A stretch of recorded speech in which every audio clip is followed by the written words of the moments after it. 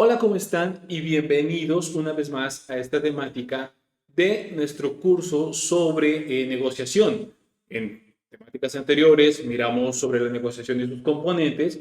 También miramos que toda interacción humana es parte de una negociación y también miramos la naturaleza de esta misma, ¿cierto? En la temática de hoy tenemos un tema muy interesante y vamos a ver esas características de una situación de negociación. Así que no siendo más, vamos por ello. Pero siempre debemos entender y o comprender que la negociación es un proceso donde dos o más partes buscan resolver esos intereses, ¿cierto? Siempre hay que tener claro de este concepto. Hay muchas personas que no lo tienen, entonces empiezan a divagar y por ende empiezan a hacer cosas que no se deben. Recuerden que la negociación es un proceso donde dos partes buscan resolver sus intereses. La negociación se divide en cinco características. Ya entrando un poco en el tema, ¿sí? Y debemos comprender que hay cinco características fundamentales de la negociación. La primera característica es que hay dos o más partes. La segunda característica es un conflicto de necesidades y deseos. La tercera característica es las partes negocian por decisión propia. La cuarta característica es dar y recibir. Y la quinta característica es negociar antes que luchar. Ahora vamos a ver cada uno de una manera mucho más profunda para que podamos analizar y manejar estos conceptos de la mejor manera.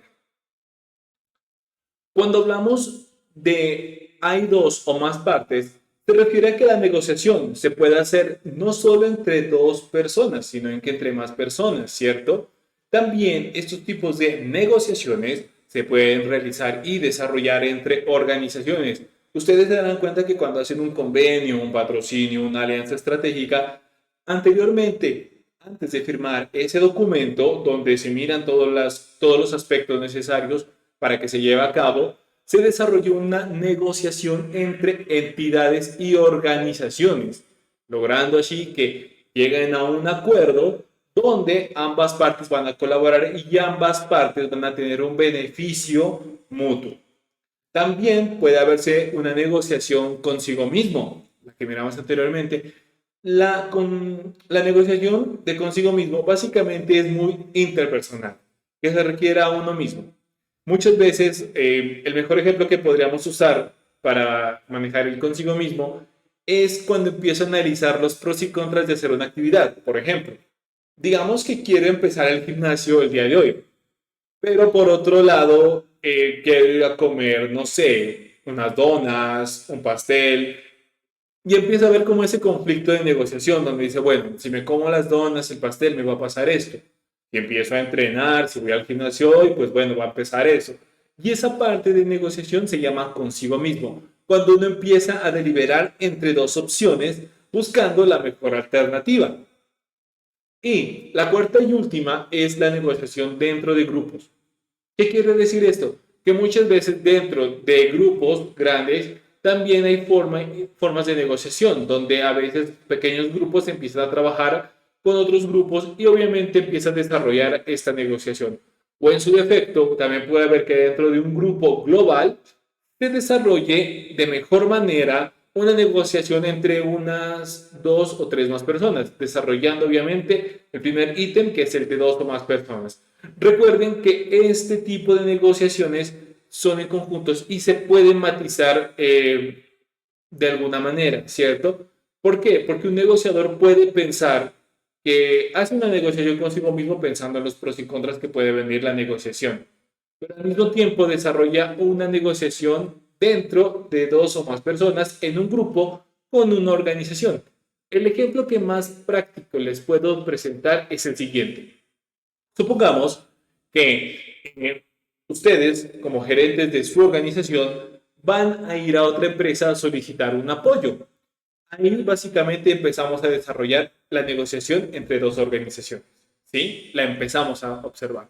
Porque el gerente de la empresa A y el gerente de la empresa B empiezan a hablar de la mejor manera y a buscar acuerdos mutuamente.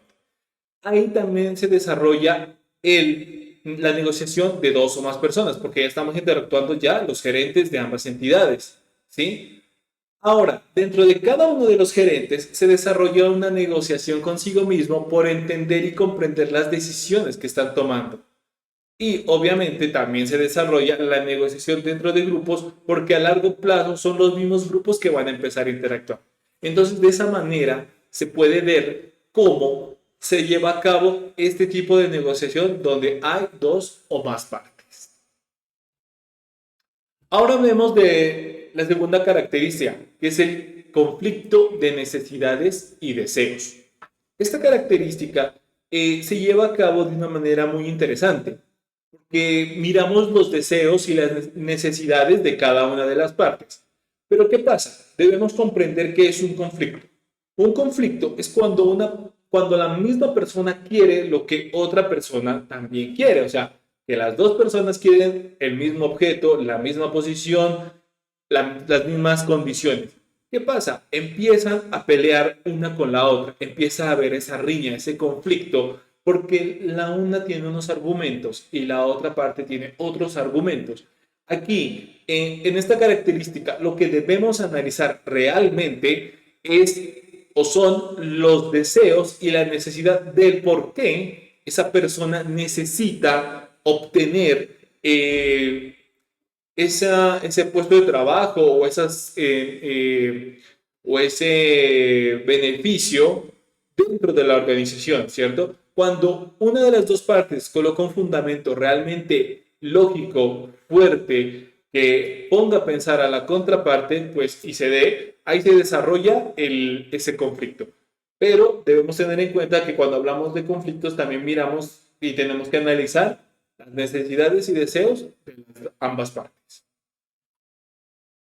Tercero, la tercera característica es las partes negocian por decisión propia. Esto es muy sencillo porque obviamente a nadie obligan a negociar como tal, ¿sí? Si una entidad, organización o persona necesita o quiere o desea negociar, lo puede hacer, porque lo hace por conciencia propia, a menos que sea obviamente su trabajo, lógicamente ya lo hace y lo desarrolla, pero tengamos claro que él antes de eso decidió enviarse a la negociación, ¿sí? ¿Qué pasa? Cuando uno toma negociaciones por decisión propia, puede ser que tenga buenos acuerdos o buenos beneficios y de hecho se puede mejorar mucho el resultado. Aquí lo más fundamental a la hora de negociar por decisión propia es desarrollar una estrategia que le permita consolidar el mutuo acuerdo, que permita desarrollar de mejor manera para obtener lo que miramos y lo que hemos visto a lo largo de estas temáticas, esos beneficios. Ahora vamos a ver la otra parte que es cuando no se negocia. Y esta es una parte obviamente fundamental de lo que miramos anteriormente. Entonces, ¿cuándo no se debe negociar? Cuando se perdería todo, cuando hay un acto de mala fe, cuando a la otra parte no le interesa, o en muchos casos a la persona no le interesa negociar. Cuando las peticiones no son éticas, o sea, cuando obviamente van a trabajar pero conseguir algo de una manera no bien vista, o una forma de rehusar la negociación es cuando no se está preparado. Entonces, en estas características debemos tener claro que cuando uno tiene cualquiera de las que mencioné anteriormente o las que vemos en pantalla, uno no tiene que entrar a negociaciones. ¿Por qué? Porque puede salir perjudicada no solo la persona que está negociando, sino también la organización. Cuarto, dar y recibir. Cuando hablamos de esta característica que es el dar y recibir, quiere decir que en el inicio se generan discusiones entre ambas partes, como lo que miramos en el conflicto. Se generan esas ambas partes luchando por, obviamente, obtener unos beneficios, ¿sí? Y en ese tejimaneje, lo que pasa, llegan a un punto neutro donde ambas partes coinciden y estas llegan a un mutuo acuerdo sobre los intereses de ambos.